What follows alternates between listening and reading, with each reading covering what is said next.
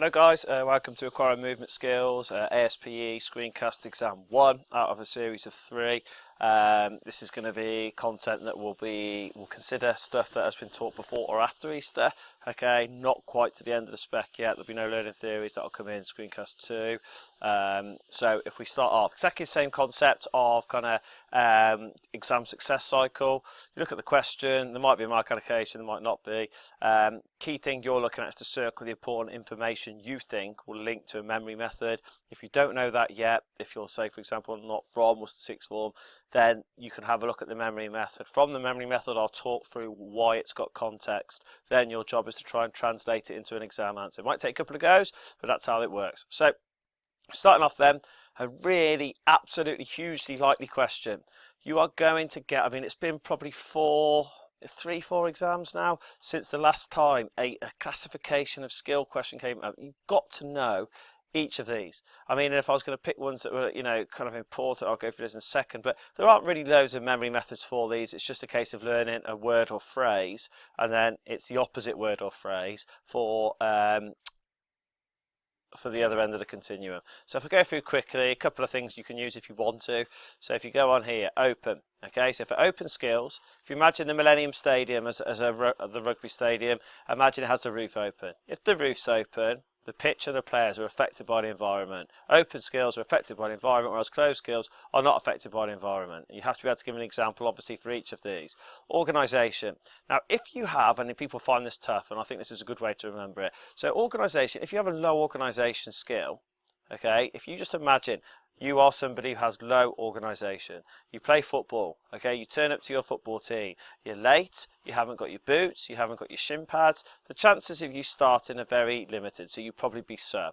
So the key link here is that anything that says a low organisation skill, you will be sub. If you have low organisation, you'll be sub. Therefore, there are subroutines. This skill can be broken down and separated into subroutines. So that's what I'm trying to look at there, whereas a high organisation cannot be broken down into subroutines. Externally paced skills, okay, so the environment controls the timing of the skill, e.g. kind of receiving or making a pass in football or hockey or rugby, whereas if you're going down to the self-paced, the individual controls the timing of the skill. For example, skills like shot put. Now gross, if you think of something big, horrible and gross, okay, gross would be large muscle movements, whereas fine are small muscle movements. Okay, so they're the key ones I'm going to give you. There's 4 there. Okay, so the other ones we're looking at, obviously, you've got to get your complex and simple. Complex and simple is to do perceptual load, information processing, and yeah, that'd be the key things there. And then you've got your discrete, serial, continuous. Continuous, discrete, serial is to do with whether it has a clear beginning or end or not. Okay, I'm just going to get you to have a look through this. If I was going to say the ones you need this summer, the key ones, discrete, serial, continuous. Okay, learn them. They're easy. Make sure you've got examples on there. Okay, so continuous, no clear beginning or end, e.g. run in action. Serial, several discrete elements joined together, e.g. Triple jump. If you want to add those in, so I think I'll put examples there. I've tried to keep it as kind of similar as possible. Use shot put a lot, use passing in one sport a lot, because it's very, very unlikely you're going to get every single question, is it? You know, your maximum of a 6-mark question. The only way it could come up is a continuing question, which I'll show you at the revision session. Okay, so that's that one. Let's move on. So, hugely likely question, okay, whether you get it as a standalone question or whether it's used as a way to evaluate any of the 10-mark questions, you have to know your phases of learning. So if the question comes up, identify and describe the characteristics of the 3 phases of learning. So there's something I need you to focus on here. The circle bit, you know, if you're an AS student, what's the 6th one, you can pause now, but if you don't know those, okay, the key thing we're looking at is this word phases, or phrase phases of learning. So what I need you to do is do the following. You basically turn the phases of learning, you abbreviated it to POL, okay, and then you're making up a POL equals castle pol. Okay, so it's kind of a play on castle roll, and you just kind of put that in. Now that will then split up into C, S, A. Okay, so you've got cognitive, associative, autonomous. Now when you're looking to get the characteristics of the phases of learning, there's a very simple way you can do this. You can again respell phases and spell it for phases. Now the reason why you're doing that is because every phase of learning has to talk about the changing elements of fluency and feedback. Okay, so that is something you can use. It's the most simplistic way, but if this is something you struggle on, 1, phases of learning, pol equals casapol, and then you really focus on the word phases and turn it into phases, okay, to get the feedback and fluency and how it differs from the cognitive phase through to the associative phase through to the autonomous phase. So how does that translate into an exam answers? Okay, so I've put the stuff on here. So you've got your key bits here, so cognitive, low levels of fluency, rely on external feedback, and then you've got some extra bits if you wanted to put those. So I've put here basketball dribbling with high bounces above the head. Okay, associative. So we look at its word fluency, we have to contextualize it, so you've got improved fluency. Okay, they begin to use intrinsic feedback. Then you're going on to your last bit, so sorry, example, basketball dribble starts to bounce at waist height, chest height, it's a little bit more controlled. Finally, you have autonomous, this is where they have high levels of that F fluency, and they use intrinsic feedback where they can focus on tactics and strategies. Basketball dribble at waist height whilst focusing on tactics, e.g. where to pass. Moving on. Okay, so explain the multi-store model of memory using sporting example. I haven't got a kind of a memory method for the multi-store model of memory. I think that's something you have to use. What the kind of structure I would go through with people is to say, right, you need to be able to name each stage of the multi-store model of memory. Okay, you need to know 2 characteristics of each of them. So how long, how much information. Then you're looking at, from that, you're looking at a key descriptive word or descriptor for what the stage of the model does. Then we're looking for a sporting example, and then we're looking for how it moves on to the next phase. So if I was going to put that into continuous prose, okay, so I'll put the examples in there as well for you. So basically that's what you're looking to do. Characteristic 1, how much info. Characteristic 2, how long is the information stored. D, descriptor. Okay, and then finally an example there, and I've also put the key translation, so from short-term sensory store into the short-term memory. I'll let you read that and have a look through it. The key thing I want to focus on is strategies to improve long-term memory or retention. So that's our next question. Explain the strategies to improve retention or long-term memory storage. And this is a huge question in that it's one of 3 in skill acquisition that has never come up.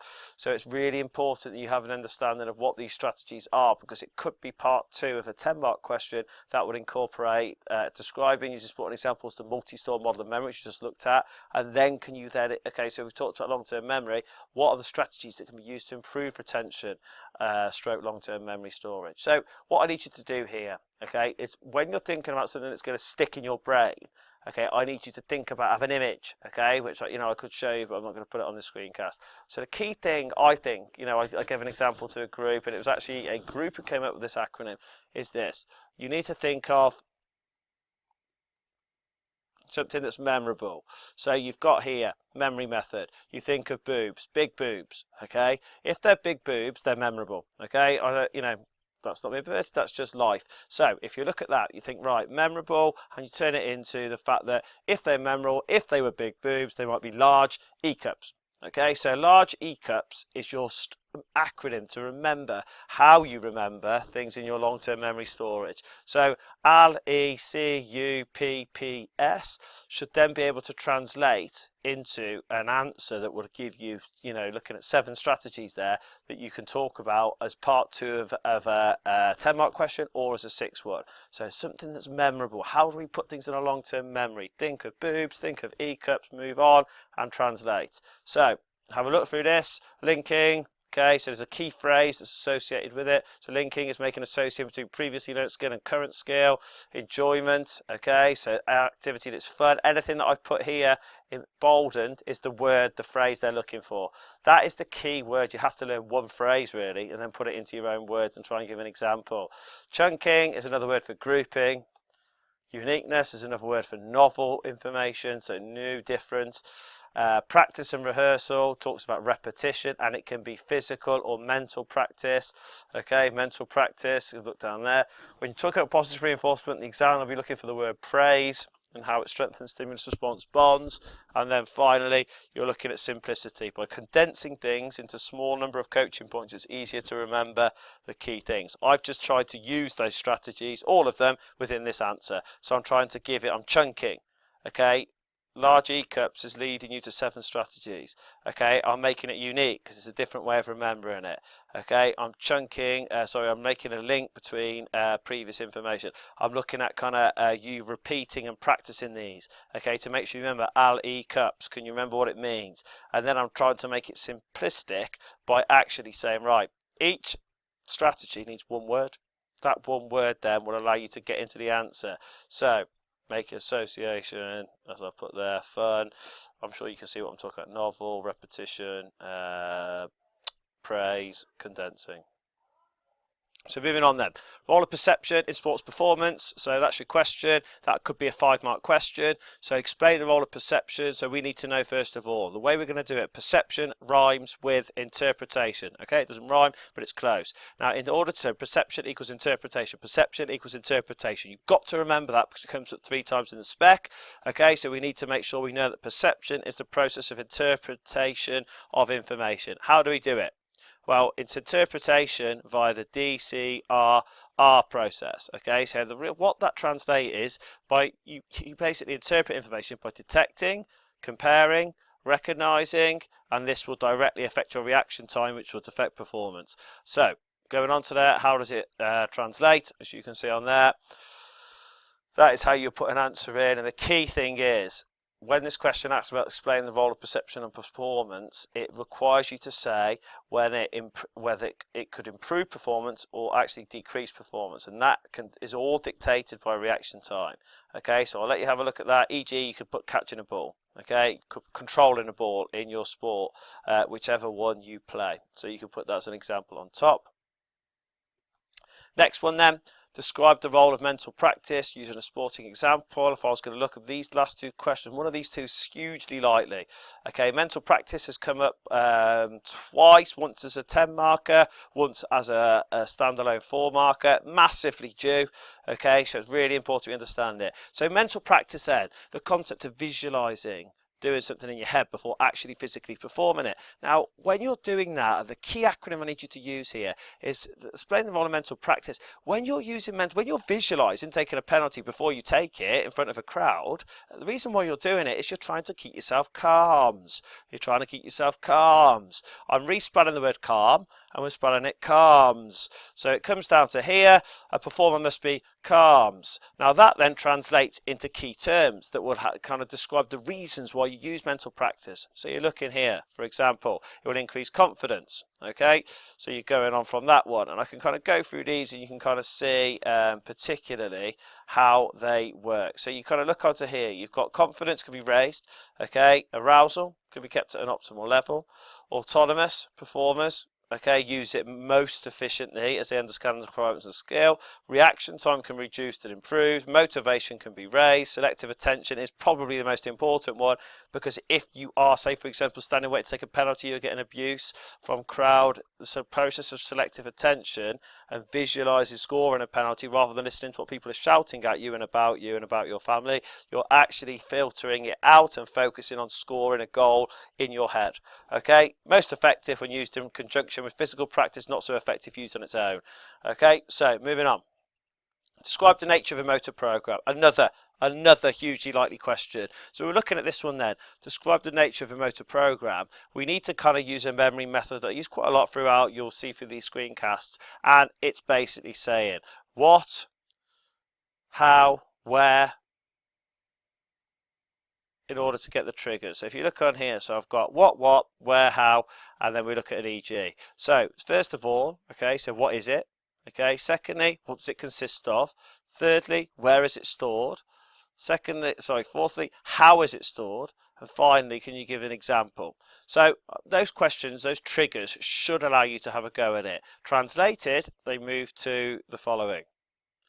It's a movement plan. What does it consist of? It consists of sequential linked subroutines. Where is it stored? It's stored in the long-term memory, e.g. a tennis serve could be stored there. How is it put into the long-term memory as a result of practice, repetition and rehearsal? An example, as I've said back up there, tennis serve is the executive motor program and has sequential subroutines. Sequential means in stages, in a sequence, it has to go in an order. So for example, a ball toss, backswing, contact, follow through, that is the kind of sequential linked subroutine of a tennis serve. Okay, thank